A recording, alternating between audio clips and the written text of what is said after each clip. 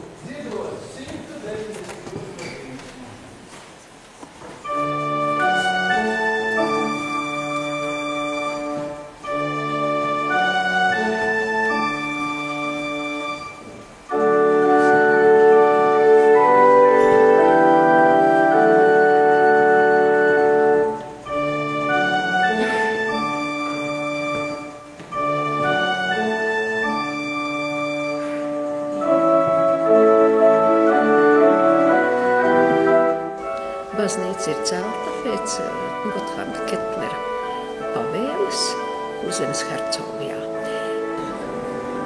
Šai laikā Kurzemes hercogistē uzcēla 70 baznīcas, un tā skaitā bija arī Iecavas baznīca. Pirmā baznīca bija koka baznīca. Baznīca ir gribēts celt otrā upes krastā, kur tagad ir dievkalnīši, ir savesti būvmateriāli klāriķi, naktī ir bijis liels negaiss, un otrā rītā šie baļķi ir atradušies upes otrā krastā. Tad ir nolēmuši, ka Dievs ir vēlējis, lai baznīcu celtu šajā krastā.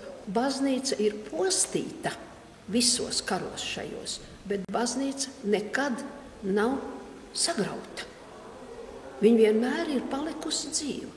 Viņa ir atremontēta atkal, cik ir bijis iespējas, un viņa ir turpinājusi kalpot cilvēkiem dievlūgšanā. Otra lieta, ko es skatos, kā Dievs ir sargājis, tie ir mūsu zvani. Pirmā pasaules karā no Latvijas uz Krieviju izveda 200 baznīcu zvanu. Tā skaitā visus 3 Iecavas baznīcu zvanus. Atgriezās pēc kara Latvijā atpakaļ tikai 40. Un tā skaitā visi 3 Iecavas baznīcas zvani. 1641. gadā nolēma, kad šī koka baznīca nolietojas, cēla mūra baznīcu. Un cēla tieši tai pašā vietā, kur bija koku baznīca.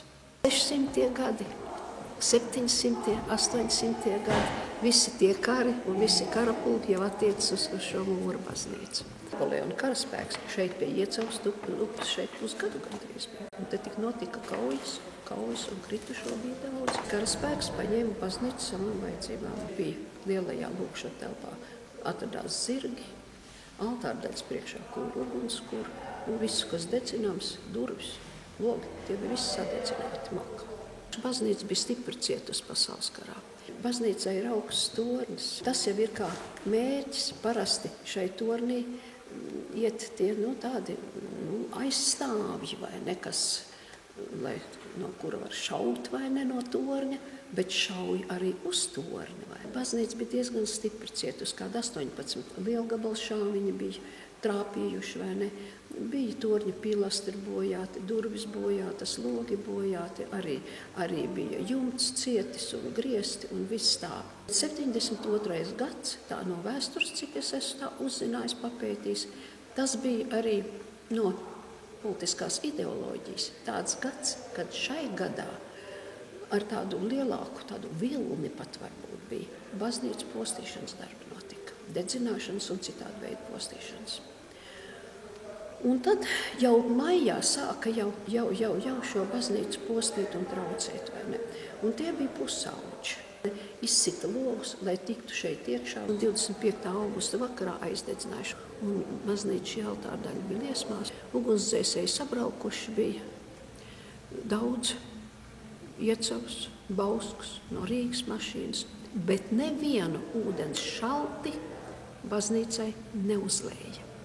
Visas šīs mašīnas stāvēja it kā, lai aizsargātu ēkas, lai uguns nepārmetās uz citām ēkām, bet te jau tuvu man maz ēku nebija. Tad tā viņi līdz rītam šeit vai neskatījās, kā viss nodeg. Kādēļ Dievs šoreiz nenosargāja?